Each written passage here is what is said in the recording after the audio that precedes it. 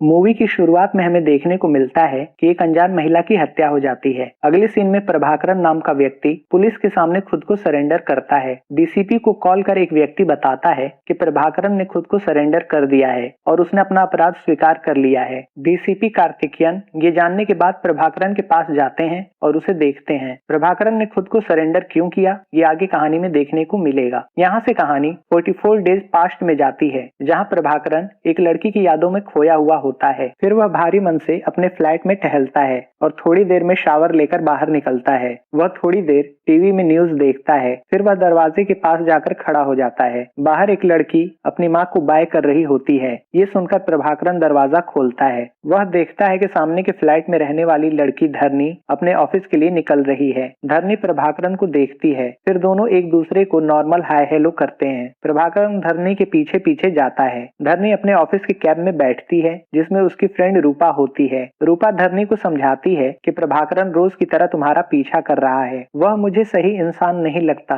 धरनी कहती है वो बस इत्तेफाक की वजह से साथ निकलता है, पर रूपा नहीं मानती। वह धरनी को उससे सावधान रहने को कहती है। प्रभाकरन के ऑफिस में प्रभाकरन के बॉस एक लड़की से प्रभाकरन के बारे में पूछते हैं कि प्रभाकरन अभी तक आया क्यों नहीं। इस पर वह लड़की बताती है कि प्रभाकरन मूडी है, वो कब क्या करेगा कोई ठीक नहीं। इधर प्रभाकरन कार ड्राइव कर रहा होता है, तभी उसे अनजान व्यक्ति कॉल कर एक दूसरे व्यक्ति का एड्रेस देता है और कहता है कि मेरा नाम इसमें नहीं आना चाहिए। प्रभाकरन उस एड्रेस पर जाता है। फिर अगले सीन में प्रभाकरन फिर से धरनी के साथ ही अपार्टमेंट से बाहर निकलता है। शाम को धरनी एक शॉपिंग मॉल में सामान लेती है। फिर वह एक व्यक्ति को देखती है जो उसका पीछा कर रहा होता है। धरनी तुरंत वहां से अपने घर के लिए निकलती है। धरनी फ्लैट में पहुंचकर अपनी माँ से बताती है कि वामसी यहाँ तक आ पहुंचा है। धरनी और उसकी माँ डर जाती हैं। तभी दरवाजे पर दस्तक होती है। धरनी की माँ के पूछने पर बाहर का व्यक्ति बताता है कि वो डिलीवरी बॉय है। धरनी की माँ दरवाजा खोलती हैं। तभी दरवाजे की तेज आवाज सुनकर अपने फ्लैट में बैठा प्रभाकरन चौंकता है।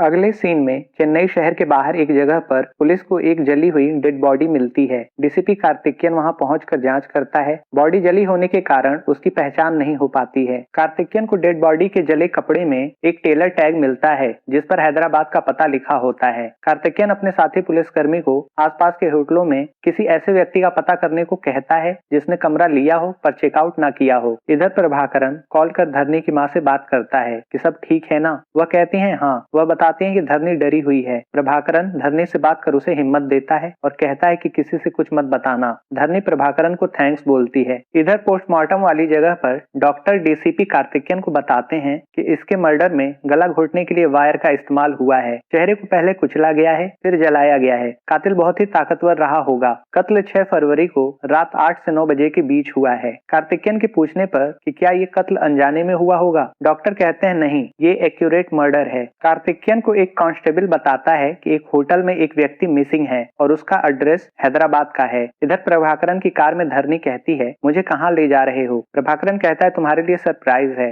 धरनी कहती है मुझे सरप्राइज पसंद नहीं, बताओ हम कहाँ जा रहे हैं। तभी प्रभाकरन कार रोकता है तो वह देखता है कि उसकी बगल की सीट पर धरनी नहीं होती है, बस वो प्रभाकरन की एक सोच होती है। प्रभाकरन कार को एक नदी के पास रोकता है। फिर वह कार की डिग्गी खोलता है। इधर कार्तिकेयन उस होटल में पहुंचता है जहां से एक व्यक्ति के मिसिंग होने की खबर है। कार्तिकेयन को पता चलता है कि होटल में सीसीटीवी कैमरा नहीं है। वह उस कमरे की जांच करता है। फिर फॉरेंसिक टीम कमरे से सबूत इकट्ठा करती है। अगले सीन में कार्तिकेयन अपने सीनियर को बताता है कि फिंगरप्रिंट, हेयर सैंपल सभी कुछ हैदराबाद के एक मंत्री के छोटे भाई वामसी से मिल रहा है, जो कुछ दिन पहले हैदराबाद से यहाँ चेन्नई आया और एक होटल में रुका था। वह एक आपराधिक प्रवृत्ति का व्यक्ति था। हमें पता चला है कि वो किसी धरनी नाम की महिला की खोज में यहाँ आया था। हमने धरनी के बारे में पता किया है। धरनी और उसकी माँ हैदराबाद में रहते थे, जहाँ धरनी के पिता वामसी के भाई के यहाँ काम करते थे। धरनी के पिता की मृत्यु के बाद वामसी धरनी के घर जाकर उसे परेशान करने लगा था, जिसके चलते धरनी और उसकी माँ बिना किसी को बताए 2 साल पहले चेन्नई आ गए। अभी हाल ही में वामसी उन्हें ढूंढते हुए चेन्नई आया और मारा गया। ये काफी संदेह भरा है। कार्तिकेयन अपने सीनियर से मंजूरी लेकर धरनी के घर पूछताछ करने जाता है। पुलिस धरनी और उसकी माँ से पूछताछ करती है। दोनों अपने बारे में सब कुछ सच बताती हैं। वो वामसी के बारे में बताती हैं कि वामसी के डर से हम 2 साल पहले यहाँ आ गए क्योंकि कोई हमारी मदद नहीं कर रहा था। कार्तिकेयन पूरे फ्लैट की जांच करता है। वह धरनी से पूछता है कि 6 फरवरी को शाम में तुम कहाँ पर थी। धरनी बताती है कि रोजाना की तरह मैं शाम 6:30 बजे तक ऑफिस से घर पर आ गई। मेरी फ्रेंड लता ने मुझे घर पर छोड़ा। धरनी के पूछने पर कार्तिकेयन बताता है कि 6 फरवरी को शाम में किसी ने वामसी की हत्या कर दी है। ये सुनकर धरनी और उसकी माँ चौंकती हैं। कार्तिकेयन कहता है आगे पूछताछ के लिए जरूरत पड़ी तो आऊंगा। ये कहकर वो चला जाता है। कार्तिकेयन धरनी के सामने के फ्लैट को नॉक करता है। वह प्रभाकरन से अपना परिचय देते हुए पूछता है कि क्या आप धरनी और उसकी माँ के बारे में जानते हैं। प्रभाकरन बताता है ज्यादा कुछ नहीं। कार्तिकेयन पूछता है क्या आपने 6 फरवरी को कोई आवाज सुनी या किसी अनजान व्यक्ति को देखा था। प्रभाकरन कहता है नहीं। कार्तिकेयन वहां से थैंक्स बोलकर चला जाता है। अगले सीन में प्रभाकरन लैंडलाइन से कॉल कर धरनी से पूछता है कि पुलिस ने कुछ पूछा। धरनी कहती है हाँ बहुत कुछ पूछा, पर मैंने वही बताया जो आपने कहने को कहा था। प्रभाकरन कहता है जल्दी सब कुछ ठीक हो जाएगा। रात में प्रभाकरन सोचता है कि धरनी उसके बेडरूम में है। धरनी कहती है ज्यादा मत सोचो, मैं ठीक हूँ, मुझे तुम पर पूरा भरोसा है, तुम मुझे कुछ नहीं होने दोगे। प्रभाकरन खुश होता है। प्रभाकरन कहता है मेरे दिमाग में क्या चल रहा है तुम अच्छे से जान जाती हो। प्रभाकरन धरनी के साथ के पलों को याद करता है। अगले सीन में डीसीपी कार्तिकेयन एक रिटायर्ड पुलिस ऑफिसर से इस केस में राय लेता है। कार्तिकेयन बताता है कि मर्डर 6 फरवरी को रात 8 से 9 बजे के बीच हुआ। मरने वाला वामसी धरनी और उसकी माँ को परेशान करता था, पर मुझे लगता है कि उन दोनों ने मर्डर नहीं किया क्योंकि वह दोनों उस दिन घर पर थीं। ये जांच में पता चला है। ऑफिसर कहता है कि इस शहर में धरनी और उसकी माँ के अलावा किसी और के पास मर्डर का स्ट्रॉन्ग मोटिव नहीं है। ये सुनकर कार्तिकेयन सोच में पड़ जाता है। कार्तिकेयन पूर्व ऑफिसर के साथ क्राइम स्पॉट पर जाता है जहां डेड बॉडी मिली थी। ऑफिसर कहते हैं कि 2 महिलाओं ने ये कैसे किया होगा, जरूर उनके साथ कोई तीसरा रहा होगा क्योंकि हत्या करने के बाद लाश को यहाँ लाकर जलाना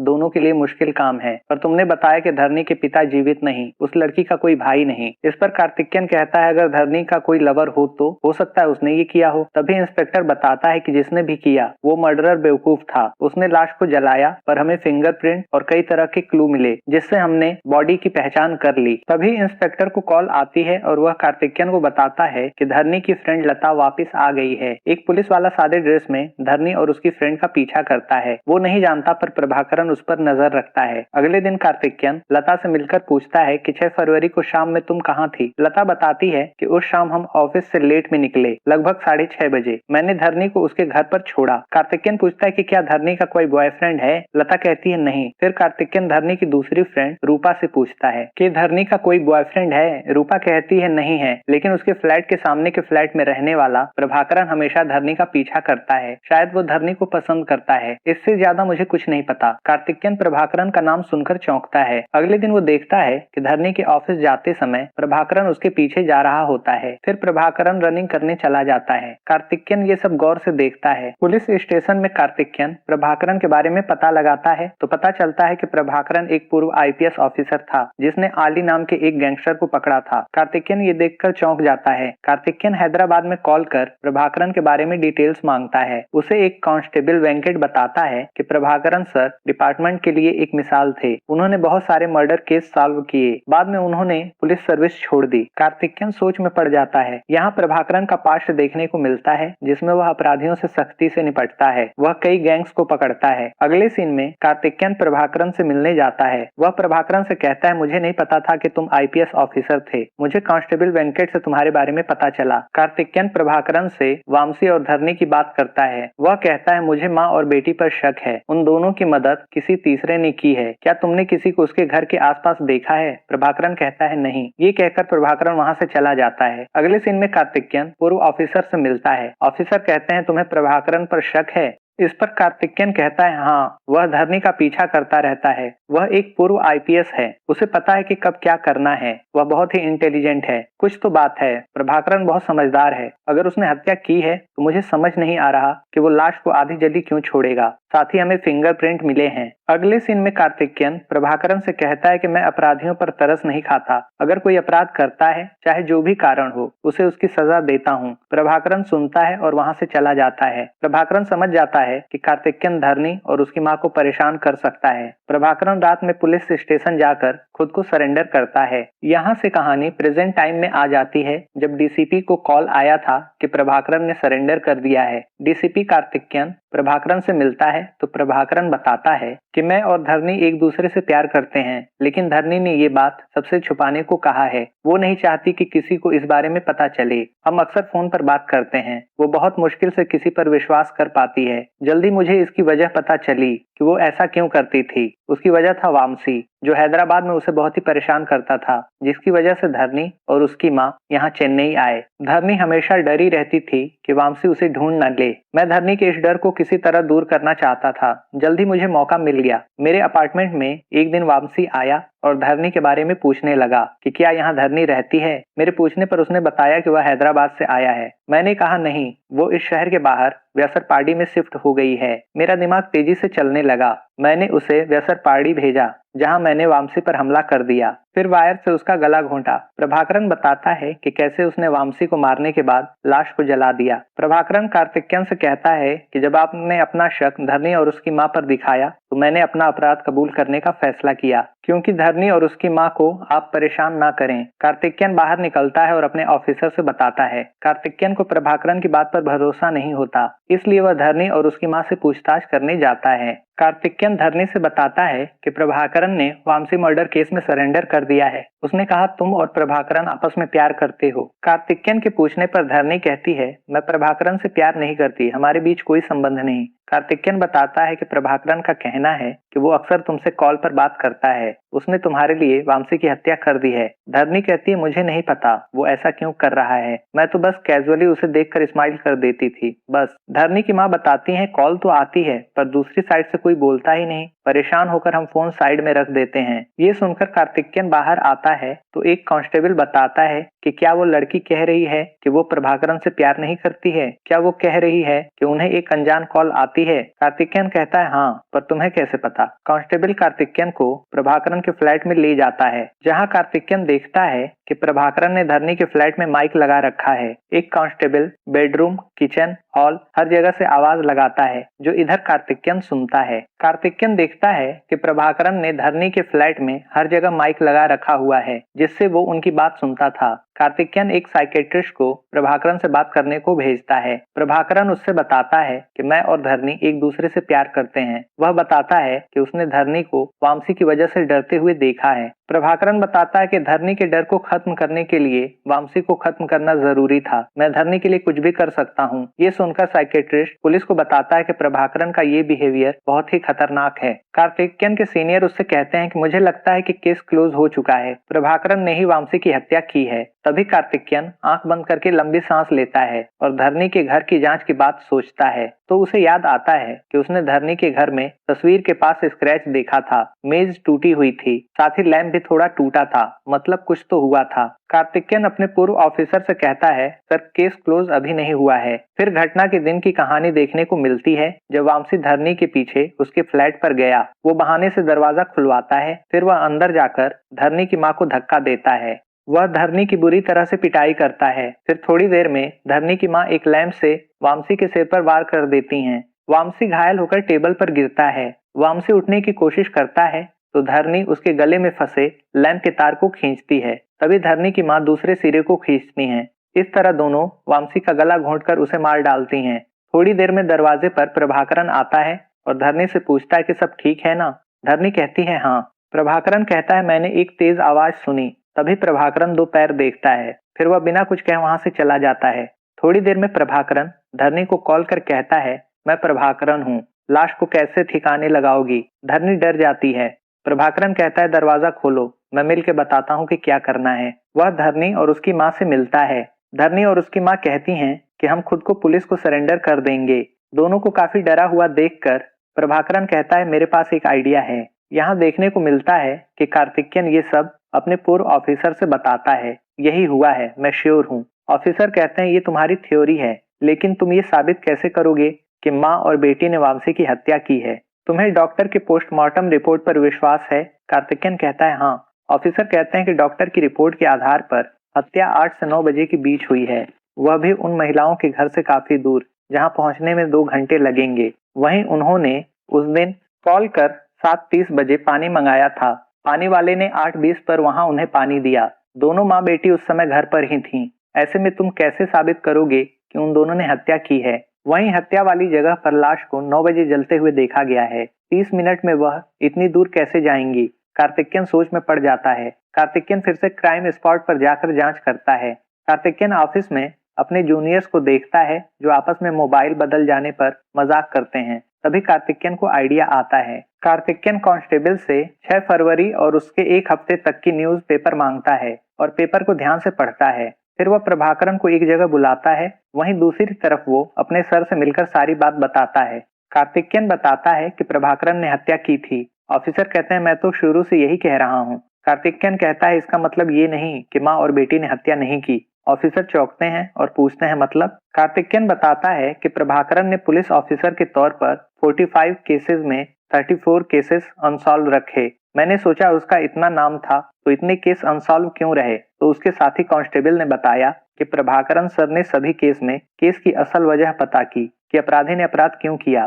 फिर वह अपराधी को सुधरने का मौका देते थे। कार्तिकेयन बताता है कि माँ और बेटी ने हत्या की और प्रभाकरन ने भी। ऑफिसर कहते हैं तुम मुझे कंफ्यूज मत करो। तुम मान क्यों नहीं लेते कि तुम ये साबित नहीं कर सकते कि माँ और बेटी ने हत्या की है? कार्तिकेयन कहता है माँ और बेटी ने वामसी की हत्या की है, पर 6 फरवरी को नहीं, 4 फरवरी को। ऑफिसर चौंकते हैं तो कार्तिकेयन बताता है कि हाँ, दोनों ने वामसी की हत्या 4 फरवरी को की थी। फिर माँ और बेटी को बचाने के लिए इस केस में प्रभाकरन ने अपना दिमाग लगाया। मुझे लगा कि डेड बॉडी आधी क्यों जली और उससे हमें फिंगरप्रिंट और हैदराबाद के टेलर का टैग कैसे मिला, पर यह सब प्रभाकरन की चाल थी। वह चाहता था कि हमें लगे कि जली लाश वामसी की है, पर वो वामसी नहीं था, वो था आली, जिसे प्रभाकरन ने 6 फरवरी को मारा और उसकी उंगलियों पर वामसी के फिंगरप्रिंट डाले और टेलर का टैग भी, जो आधा जला हुआ था। उसने आली की हत्या करने के बाद उसके चेहरे को कुचला और डेड बॉडी को जलाया ताकि उसकी पहचान वामसी के रूप में हो। ऑफिसर पूछते हैं कि वामसी की डेड बॉडी का क्या हुआ? इस पर कार्तिकेयन बताता है कि वामसी की डेड बॉडी को भी उसने चेहरे को कुचल पानी में फेंका। मैंने ये खबर एक पुराने अखबार के बीच में छोटे से पेज पर देखी कि एक अननोन लाश मिली है, पर उसकी पहचान से ज्यादा जरूरी मंत्री के भाई वामसी की जली लाश का केस था। पुलिस का सारा ध्यान जली हुई लाश पर था क्योंकि उस प्रभाकरन ने हमारा फोकस इस तरफ कर दिया था। ऑफिसर कहते हैं कि वामसी की हत्या को उसने क्यों नहीं छिपाया। इस पर कार्तिकेयन बताता है कि प्रभाकरन एक पूर्व आईपीएस ऑफिसर था। उसे पता था कि पुलिस मंत्री के छोटे भाई को ढूंढेगी और वो जब तक नहीं मिलेगा जांच चलेगी। प्रभाकरन को डर था कि माँ बेटी कहीं वामसी के केस में पकड़ी ना जाए, इसलिए उसने आली की लाश को वामसी की लाश बनाकर हमारे सामने रख दिया और खुद को सरेंडर कर दिया। यह है प्रभाकरन की काबिलियत। ऑफिसर कहते हैं बस एक लड़की से प्यार के लिए उसने दूसरा खून कर दिया। कार्तिकेयन कहता है नहीं, वह उस लड़की से प्यार नहीं करता है। कार्तिकेयन अपने ऑफिसर से कहता है कि माँ और बेटी ने वामसी की हत्या की और प्रभाकरन ने उन्हें बचाने के लिए आली की हत्या कर दी। कार्तिकेयन कहता है केस क्लोज। इधर जेल में जाते हुए प्रभाकरन सोचता है, जहां देखने को मिलता है कि प्रभाकरन ने जब पुलिस को सरेंडर किया उससे ठीक पहले वह धरनी से मिलता है और बताता है कि मैंने तुम्हें बचाने के लिए एक हत्या कर दी है और मैं पुलिस को सरेंडर करने जा रहा हूँ। तुम भी पुलिस को वही बयान देना जो मैंने तुम्हें बताया है। धरनी के पूछने पर कि तुम मेरे लिए ये सब क्यों कर रहे हो, इस पर प्रभाकरन बताता है कि 2 साल पहले जब तुम इस फ्लैट में पहली बार आई, जब मैंने तुम्हें पहली बार देखा तो मैं बस देखता रह गया, तुम्हारा चेहरा किसी से मिलता है। ये कहकर प्रभाकरन बताता है कि जब वो आईपीएस ऑफिसर था उसे आराधना नाम की लड़की से प्यार था। उसने उसे प्रपोज किया, फिर दोनों ने शादी की। प्रभाकरन ने कई अनसुलझे क्राइम केस सुलझाए। इस बीच उसने आली नाम के गैंगस्टर को पकड़ा, लेकिन फिर उसे न्यूज पर जानकारी मिली कि वह अपराधी जेल से भाग गया। एक दिन जब प्रभाकरन घर पर नहीं था, आली ने उसके घर में घुसकर उसकी पत्नी आराधना की हत्या कर दी। पत्नी के गम में प्रभाकरन ने पुलिस सर्विस छोड़ दी। फिर वह बदला लेने के लिए आली को ढूंढते हुए चेन्नई आ गया। यहाँ देखने को मिलता है कि प्रभाकरन को आली का पता चल गया। इस बीच धरनी और उसकी मां से वामसी की हत्या हो गई। धरनी को बचाने के लिए उसने आली की हत्या कर उसकी लाश को वामसी के रूप में दिखाया। प्रभाकरन कहता है मैं आराधना को नहीं बचा सका, पर मैं तुम्हें बचा लूंगा तो लगेगा कि मैंने उसे बचा लिया, इसलिए मैंने ये सब किया। ये सुनकर धरनी रोते हुए प्रभाकरन को गले लगा लेती है। प्रभाकरन ये सब जेल में सोच रहा होता है। इन हो चुकी बातों को प्रभाकरन जेल में सोच रहा होता है। इधर कार्तिकेयन प्रभाकरन की फाइल देखता है तो पाता है कि प्रभाकरन की वाइफ और धरनी का चेहरा एक जैसा है। प्रभाकरन की वाइफ को आली ने मारा था, इसलिए प्रभाकरन ने आली की हत्या की और धरनी को भी बचाया। कार्तिकेयन प्रभाकरन के काम पर खुश होता है और उसे सैल्यूट करता है। दोस्तों, यहीं पर ये मूवी समाप्त हो जाती है।